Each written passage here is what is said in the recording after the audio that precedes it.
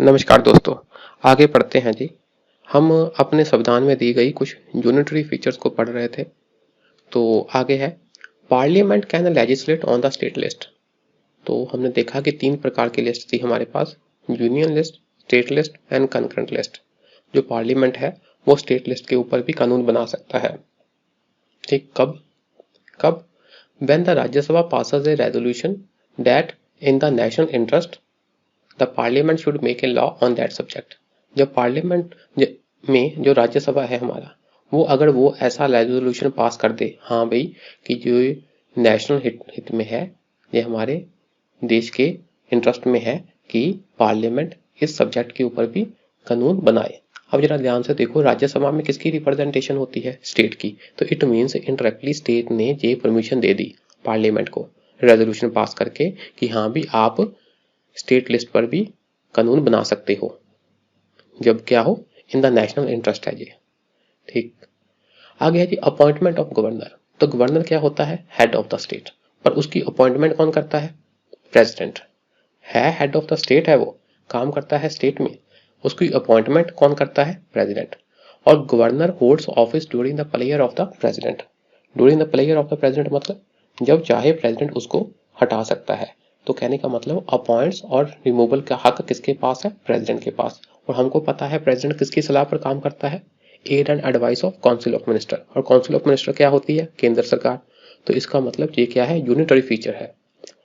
The governor acts as an agent of the centre. Governor centre के agent के रूप में काम करता है।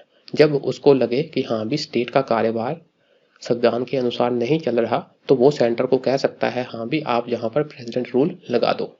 तो ये एक एजेंट है, क्योंकि अपॉइंट सेंटर करता है, रिमूवल सेंटर कर सकता है, इनकी ट्रांसफर भी सेंटर कर सकता है। The centre exercises control over the states through the governor. अपने एजेंट गवर्नर के थ्रू सेंटर स्टेट में अपना कंट्रोल रखता है। पर यूएस में ऐसा नहीं है। इन द यूएस, अमेरिका में, the head of the state is elected. तो वहां पर जो हेड है स्टेट का, गवर्नर है शिकागो स्टेट का, कैलिफोर्निया स्टेट का, है ना, ऐसे स्टेट के जो हेड हैं वो जनता के द्वारा चुने जाते हैं। हमारे ये क्या है? प्रेसिडेंट अपॉइंट करता है। आगे है जी, our election machinery is integrated. जो हमारे देश की इलेक्शन मशीनरी है, सेंट्रल लेवल पर इलेक्शन कमीशन ऑफ इंडिया है। तो वो क्या करता है? सेंट्रल लेजिस्लेचर, लोकसभा के इलेक्शन को कंडक्ट करवाना, और इसके साथ साथ स्टेट लेजिस्लेचर, एमएलए के इलेक्शन को कंडक्ट करवाना, राज्य विधानसभा के इलेक्शन को कंडक्ट करवाना, ये सब कौन करता है? सेंट्रल वाला इलेक्शन कमीशन ऑफ इंडिया। तो हमको लगेगा कि यार भी स्टेट के जो इलेक्शन है, जो स्टेट लेवल के एमएलए के इलेक्शन है, तो वो शायद स्टेट का इलेक्शन कमीशन कंडक्ट करवाता होगा। नहीं, ये बात आपने याद रखनी है, प्री में क्वेश्चन आ सकता है कि स्टेट वाला जो इलेक्शन कमीशन है वो स्टेट लेजिस्लेचर के लिए इलेक्शन कंडक्ट नहीं करवाता, क्योंकि स्टेट इलेक्शन कमीशन बना था जब पंचायती राज इंस्टीट्यूशन आया। तो स्टेट इलेक्शन कमीशन का काम क्या है? पंचायत लेवल के इलेक्शन को कंडक्ट करवाना।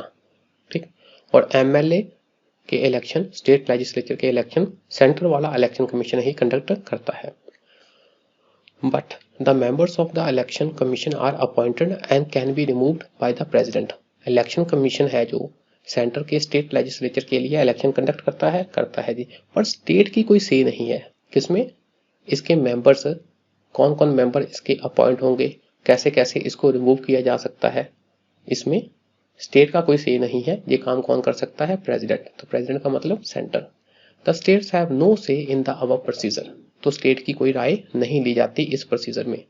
जबकि यूएस में क्या है, अमेरिका में क्या है? There is separate machineries, there are यहाँ आर लिखो, there are separate machineries for the elections at the federal and state levels. Central level मतलब फेडरल लेवल पर और स्टेट लेवल पर अलग अलग इलेक्शन मशीनरी है। ठीक है जी। आगे है जी, वीटो ओवर स्टेट बिल्स। तो हमने देखा कि जो स्टेट सब्जेक्ट्स पर स्टेट कानून बना सकता है। तो जब कभी स्टेट लेजिस्लेचर ने ऐसा कानून पास किया और वो कानून भेजा गवर्नर के पास, तो गवर्नर चाहे किसी खास प्रकार के बिल्स को प्रेसिडेंट की कंसिडरेशन के लिए, प्रेसिडेंट के विचाराधीन लाने के लिए रख सकता है। Certain types of bills that are passed by the state legislature can be reserved by the governor, किसके लिए? For the consideration of the president. भी देखो प्रेसिडेंट भी ये बिल स्टेट लेकर आया है, क्या जिस स्टेट से हमारे देश की यूनिटी को खतरा तो नहीं, हमारे देश के सेंट्रल स्टेट रिलेशन को खतरा तो नहीं, तो ऐसी ऐसी कुछ प्रोविजन हो तो गवर्नर ऐसे बिल को प्रेसिडेंट की कंसिडरेशन के लिए रख सकता है। अब प्रेसिडेंट क्या कर सकता है, ऐसे बिल को या तो रिजेक्ट कर दे और जहां कहे हे स्टेट तुम इसको दोबारा विचार करो, पर जब विचार करके दोबारा बिल आएगा प्रेसिडेंट के पास तब फिर प्रेसिडेंट ऐसे बिल को रिजेक्ट कर सकता है। तो कहने का मतलब ऐसे बिल जो गवर्नर ने कंसिडरेशन ऑफ द प्रेसिडेंट के लिए रखे हैं तो प्रेसिडेंट चाहे तो ऐसे बिल्स को क्या कर सकता है, रिजेक्ट कर सकता है। ठीक है जी, पर यूएस में ऐसा नहीं है। The governor can not reserve state bills, तो वहां पर स्टेट बिल को गवर्नर प्रेसिडेंट की कंसिडरेशन के लिए रिजर्व नहीं रख सकता। अच्छा जी, तो ये क्या है, यूनिटरी फीचर हो गई। आगे हम देखते हैं जी evaluation of the federal system. हम अपने फेडरल सिस्टम की थोड़ी एवेल्युएशन करें। देखो जब अब तक जो हमने पढ़ा, it is clear from the above, जो हमने पढ़ा कुछ फेडरल फीचर्स पढ़ी, कुछ यूनिटरी फीचर्स पढ़ी, तो हमने देखा कि यूनिटरी फीचर्स ज्यादा हैं, हमारे देश में यूनिटरी फीचर्स ज्यादा हैं। That in our constitution there are more non federal और यूनिटरी फीचर्स, यूनिटरी फीचर्स ज्यादा हैं than the federal features.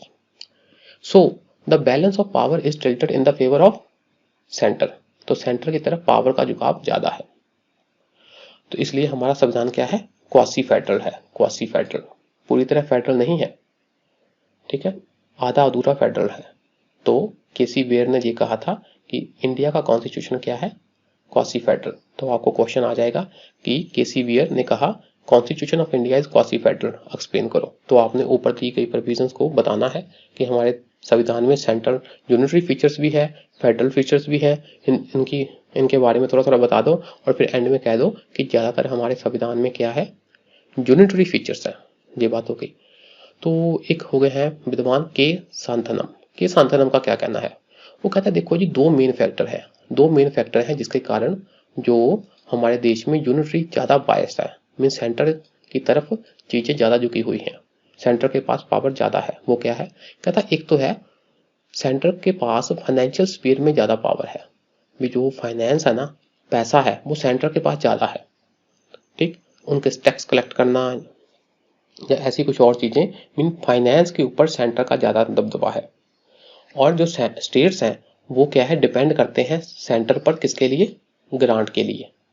State को डिपेंड होना पड़ता है सेंटर के ऊपर ग्रांट के लिए, भी हमको दे दो ग्रांट, हमने डेवलपमेंट करनी है, हमने कुछ और काम करने हैं, हे सेंटर हमको ग्रांट दो। तो इसका मतलब जो स्टेट्स हैं वो सेंटर के ऊपर डिपेंडेंट है। आगे है जी एक इन्होंने प्लानिंग कमीशन बनाया है, प्लानिंग कमीशन। तो प्लानिंग कमीशन से क्या हुआ ना, प्लानिंग कमीशन डेवलपमेंट करता है, तो जो इन्होंने अपना डेवलपमेंट का प्लान बनाया उस हिसाब से पैसे खर्चने हैं, तो ऑब्वियस है कि ये प्लान बनाएगा सेंटर, तो सेंटर चाहे तो किसी एरिया को ज्यादा फोकस कर सकता है। अब स्टेट हो सकता है कि सेंटर के ऊपर ज्यादा झुक जाए, उसके प्रति भी चापलूसी करें, यार ये वाला प्रोजेक्ट हमारे पास ले आओ, ये वाला प्रोजेक्ट हमारे पास ले आओ, तो स्टेट क्या है, डिपेंडेंट हो गए किसके ऊपर, सेंटर के ऊपर। तो ये कुछ चीजें हैं जो के सांथनम ने कही। हालांकि प्लानिंग कमीशन चाहे अब अबॉलिश कर दिया गया है, उसको रीनेम किया है क्या, नीति आयोग से। अच्छा जी, नीति आयोग और प्लानिंग कमीशन में यही ज्यादा फर्क है कि नीति आयोग में फेडरल फीचर्स को ज्यादा अहमियत दी गई है, स्टेट का ज्यादा से है। इसके बारे में बाद में पढ़ेंगे। आगे देखते हैं जी, एक और विद्वान है ग्रैनविले ऑस्टिन। ये क्या कहते हैं, ये कहते हैं the Indian federalism is a cooperative federalism. वो कहता है ऐसी बात नहीं है कि हमारे यहाँ पर यूनिटरी फीचर ज्यादा है तो जहाँ इसका मतलब फेडरलिज्म नहीं है, हमारे यहाँ पर कोऑपरेटिव फेडरलिज्म है, हम सेंटर और स्टेट आपस में कोऑपरेशन के साथ आगे बढ़ते हैं। वो कहता है दाओ the constitution of India has created strong central government, चाहे संविधान ने एक स्ट्रॉन्ग सेंट्रल गवर्नमेंट बना दी है पर फिर भी क्या है, it has not made the state government weak, फिर भी स्टेट गवर्नमेंट वीक नहीं है, उनके पास काफी अधिकार है। ये किसने कहा, ग्रैनविले ऑस्टिन ने। ठीक है, और कुछ चीजें देख लेते हैं, क्या बिल्कुल भी हमारे देश में फेडरल चीजें नहीं है। तो आप देखोगे कि पिछले कुछ सालों में, जब वैसे हम कह लें इन जनरल, कुछ फेडरल फीचर्स देखी गई हैं, उनके ट्रेंड देखे गए हैं। कैसे ट्रेंड है ये देखो, टेरिटोरियल डिस्प्यूट्स, टेरिटरी, ये एरिया मेरा है, एक स्टेट कहता है, दूसरा स्टेट कहता है मेरा है, इसका मतलब स्टेट अपने आप को असर्ट कर रहे हैं, ये मेरा, ये मेरा। टेरिटोरियल डिस्प्यूट्स हो रहे हैं, रिवर वाटर शेयरिंग डिस्प्यूट हो रहे हैं। एक स्टेट कहता है कि इस नदी का पानी मेरा है, दूसरा कहता है मेरा है। तो इसका मतलब क्या है, संघीय यूनिट भी अपने आप को, अपने अधिकारों को क्लेम कर रहे हैं। इमर्जेंस ऑफ रीजनल पार्टीज, क्षेत्रीय पार्टियों का उदय, और सिर्फ इमर्ज नहीं हुई, देयर कमिंग टू पावर, तो वो सत्ता में भी आई हैं। रीजनल पार्टी सत्ता में भी आई हैं। आप जरा सोच के देखो, तमिलनाडु में तो रीजनल पार्टी ही रूल करती है ना, डीएमके, ऑल इंडिया डीएमके। इसी प्रकार वेस्ट बंगाल में तृणमूल कांग्रेस, पंजाब में श्रोमणी अकाली दल, ठीक, और यूपी में तो आप देखो ना समाजवादी पार्टी, बहुजन समाज पार्टी, ये सारी, हालांकि Bahujan Samaj party national party है। तो हम कह सकते हैं कि रीजनल पार्टी का उदय मतलब जो स्टेट है वो अपने आप को असर्ट कर रहे हैं और वो सत्ता में भी आए हैं। आगे देखो जी, to fulfil the regional aspiration, क्या है, रीजन की एस्पायरेशन को फुलफिल करने के लिए न्यू स्टेट्स आर क्रिएटेड, नए नए स्टेट बनाए गए। जैसे मिजोरम बनाया गया, झारखंड बना बिहार को काट के, तेलंगाना बना एक आंध्र प्रदेश से। तो ये क्या है, तो ये रीजनल एस्पायरेशन को रिप्रेजेंट करते हैं। आगे देखिए जी, states are demanding more financial grants. अब क्या है, आप देखोगे कि स्टेट बार बार, कई स्टेट जाते हैं सेंटर के पास कि हमको ग्रांट दो, हमको डेवलपमेंट के लिए ग्रांट दो, हमारे एरिया में बाढ़ आ गई हमको ग्रांट दो, हमारे एरिया में सूखा आ गया हमको स्पेशल ग्रांट दो। तो ये अपने आप की अपनी डिमांड्स असर्ट कर रहे हैं state. Also, the Supreme Court has imposed limitations for the imposition of the President's rule in the state. तो प्रेसिडेंट रूल लगाने के ऊपर भी देखो ना, सेंटर का प्रेसिडेंट रूल लग जाता था स्टेट के ऊपर। इसका मतलब इमरजेंसी लग गई थी और कंट्रोल किसके हाथ में चला गया, स्टेट में, सेंटर के। तो सुप्रीम कोर्ट ने कहा नहीं, इतना आसान नहीं है, आगे से अगर आपने प्रेसिडेंट रूल लगाना है तो जे कंडीशंस, जे लिमिटेशंस आपको देखनी पड़ेंगी। तो इससे भी क्या हुआ है, सेंटर इतनी आसानी से प्रेसिडेंट रूल नहीं लगा सकता स्टेट में, ठीक है। पर ओवरऑल अगर आप पढ़ोगे ना तो पाओगे, जैसे हम नेक्स्ट चैप्टर में पढ़ेंगे, कि सेंटर पावरफुल हुआ है, उसके पास सब्जेक्ट, नंबर ऑफ सब्जेक्ट जिसके ऊपर वो कानून बना सकता था वो बड़े हैं। ड्यू कोर्स ऑफ टाइम, आजादी से लेकर अब तक सेंटर पावरफुल हुआ है। और चीजें भी हैं, ये देखो हमने फेडरल फीचर तो पढ़ ली। तो एग्जाम में क्या है ना, आपने डिमांड के हिसाब से चीजें लिखनी है। फेडरल फीचर के क्या ट्रेंड है, ये वाली चीजें लिख देनी, ठीक है जी। तो इसके साथ हमारा चैप्टर खत्म होता है। आज के लिए इतना ही, शुक्रिया जी, नमस्कार।